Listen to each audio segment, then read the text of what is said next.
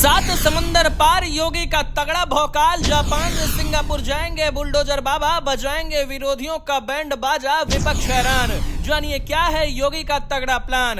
योगी का international plan हो गया लीक, बाबा बुलडोजर का दुनिया में दिखा दम। योगी कैसे पलट सकते हैं युवाओं की किस्मत, दो देशों के दौरे से यूपी को क्या फायदा।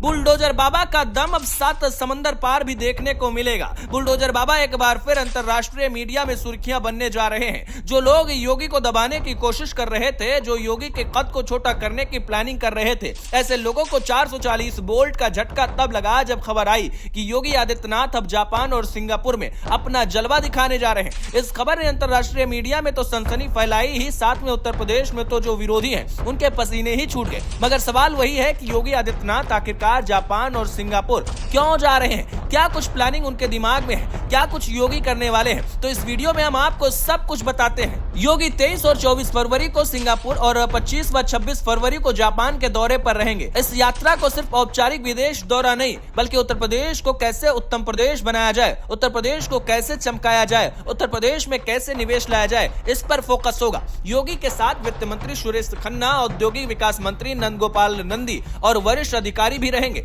वित्त मंत्री का साथ में जाना मतलब कि सारी चीजों को मैनेज करना। ये साफ संकेत है कि इस बार टारगेट बड़ा है और तैयारी भी उसी स्तर की गई है। देखिए, योगी चाहते हैं कि उत्तर प्रदेश चमकदार प्रदेश बने और सिंगापुर में शहरी विकास, स्मार्ट सिटी, जल प्रबंधन गजब का है। वहां से योगी साझेदारी करेंगे और उत्तर प्रदेश को भी सिंगापुर जैसा बनाने की कोशिश करेंगे। वहां के बड़े औद्योगिक संगठनों के साथ कई सारे समझौते होंगे, जिसका फायदा उत्तर प्रदेश में ये मिलेगा कि औद्योगिक क्षेत्र में तेजी आएगी। इसके बाद योगी टोक्यो जाएंगे, जहां एक सम्मेलन में हिस्सा लेंगे। जापान किस लिए फेमस है आपको तो पता ही है, जापान की टेक्नोलॉजी बहुत तगड़ी है। योगी आदित्यनाथ चाहते हैं कि जापान की तकनीक को अपनाया जाए और यहाँ पर भी फोकस उनका इलेक्ट्रॉनिक वाहन, रेलवे से जुड़ी कंपनियों से बातचीत पर होगी। बताया जा रहा है कि योगी आदित्यनाथ का प्लान जापान से निवेश लाना है। भारत की ताकत को भी योगी बताएंगे और वहां से निवेश लेकर आएंगे।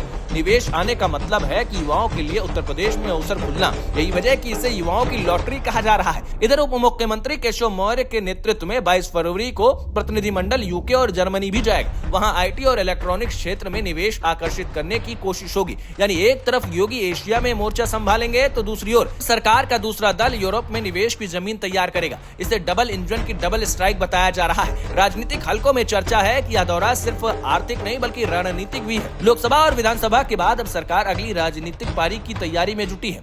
बड़े निवेश और रोजगार के आंकड़े चुनावी मैदान में मजबूत हथियार साबित हो सकते हैं। विपक्ष अब तक योगी पर उद्योग न लाने का आरोप लगाता था, लेकिन यदि इस दौरे में ठोस एएमयू और प्रोजेक्ट जमीन पर उतरते हैं तो नैरेटिव बदल सकता है। सूत्रों के मुताबिक मुख्यमंत्री भारतीय प्रवासी समुदाय से भी मुलाकात करेंगे। ये संदेश देने की कोशिश होगी कि उत्तर प्रदेश अब सिर्फ कृषि प्रधान राज्य नहीं बल्कि औद्योगिक हब बनने की ओर तेजी से बढ़ रहा है। पिछले कुछ सालों में एक्सप्रेस वे, डिफेंस कॉरिडोर और डेटा सेंटर नीति जैसे कदमों का हवाला देकर निवेशकों को भरोसा दिलाया जाएगा। विपक्षी दल इस यात्रा पर नजर रखे हुए हैं। कुछ इसे चुनावी स्टंट बता रहे हैं तो कुछ परिणाम का इंतजार करने की बात कर रहे हैं, लेकिन सरकार के समर्थक इसे ऐतिहासिक कदम मान रहे हैं।